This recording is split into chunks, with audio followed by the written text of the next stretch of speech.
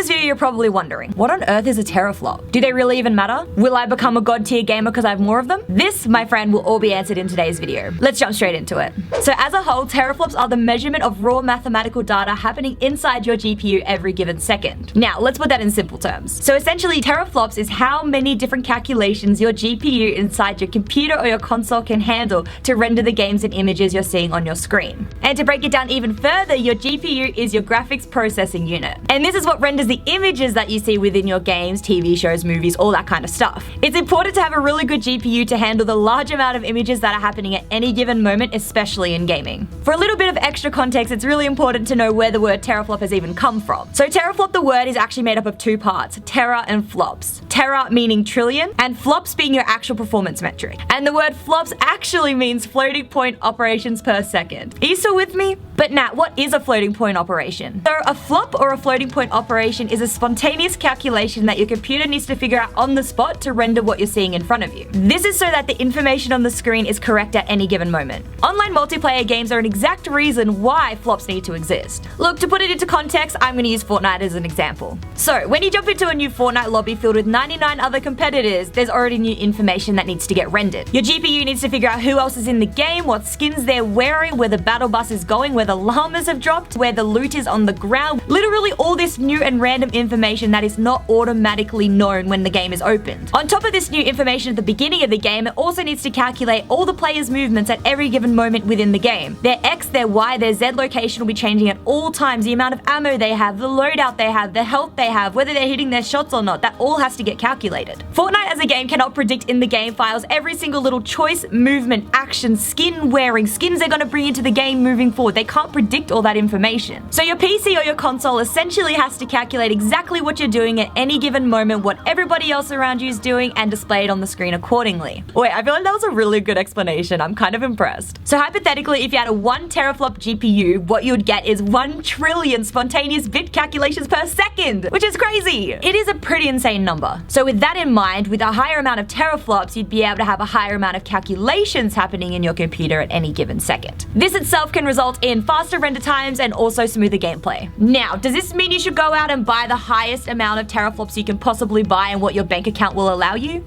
No. Though you can approximately gauge the power of a GPU based on the amount of teraflops it has, you'll find that your GPU does communicate with the game drivers, with other hardware, with memory, with bandwidth, all things that can impact your gameplay. So whether you are building a new PC, upgrading, doing anything with your gaming system, make sure you go out and do your research before buying the latest and the greatest and find something that works best for you and your gaming system.